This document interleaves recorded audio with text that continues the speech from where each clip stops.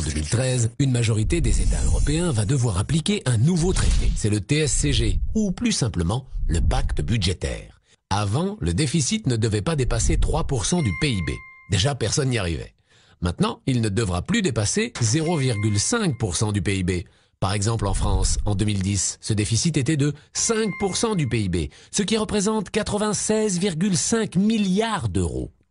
Si on avait dû le ramener à 0,5%, cela aurait voulu dire une économie de 87 milliards d'euros.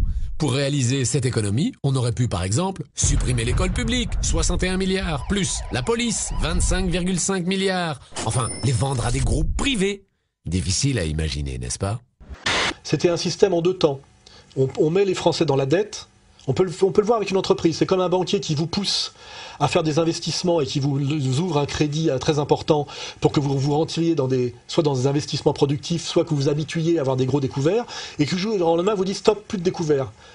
C'est la rigueur budgétaire, vous avez le droit à 0,5, alors que déjà 3, on n'y arrivait pas. Et bien là, ça veut dire quoi? Par la garantie hypothécaire, il vous dit il faut rembourser tout de suite, et donc qu'est-ce que vous faites?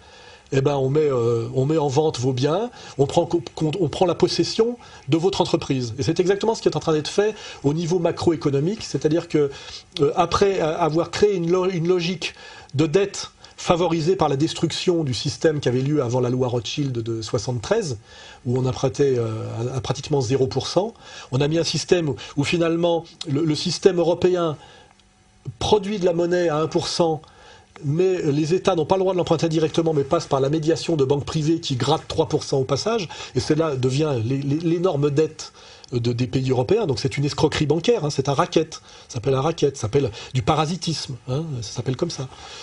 Voilà. On casse ce système maintenant que la France est très endettée, c'est-à-dire maintenant rigueur budgétaire, au nom soi-disant du bon équilibre comptable.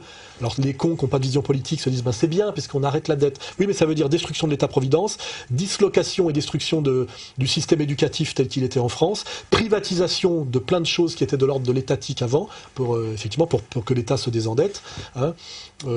Et c'est ce qui va se faire demain. Et ça s'est fait par un vote à l'Assemblée des députés socialistes, sans même l'aide des députés de droite. Donc on voit vraiment la trahison totale de la gauche sociale, de la gauche du PS, du peuple de France et du monde du travail. C'est le Parti socialiste, sans même l'aide de la droite et de l'UMP, a fait voter quelque chose qui est de l'ordre de l'abjection, qui est la règle d'or, qui est le passage complet de l'économie française sous contrôle de techniciens de Bruxelles entièrement soumis au pouvoir bancaire mondialiste, c'est déjà ça. Deuxièmement, le démantèlement accéléré de l'État-providence français, l'aggravation des disparités sociales et la perte des couvertures sociales pour le petit peuple en période de chômage aggravé, et la mise sur le marché privé, qui lui aura droit par contre à toutes les dettes qu'il veut, puisque ça ne touche que le public. Le 0,5%, le monde du privé aura droit à toutes les reconductions de crédit, y compris pour acheter les bijoux de la couronne, parce que tout ça s'achètera à crédit et avec du faux argent. Et donc c'est exactement comme la Révolution française, est très bien expliquée par Marion Sigaud, via le mensonge des assignats, a fait passer en fait finalement toutes les bijoux de la couronne dans les mains des prédateurs bourgeois et des banquiers protestants à l'époque.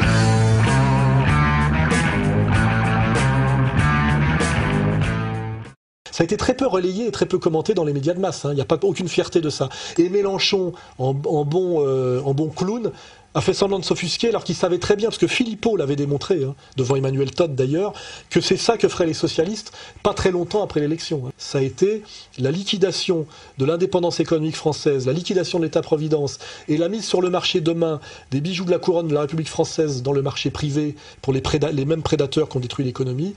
C'est tout ça qui est dans le paquet de la rigueur budgétaire et de la règle d'or, et c'est les socialistes qu'on a amenés au pouvoir via Mélenchon qui l'ont fait. Voilà.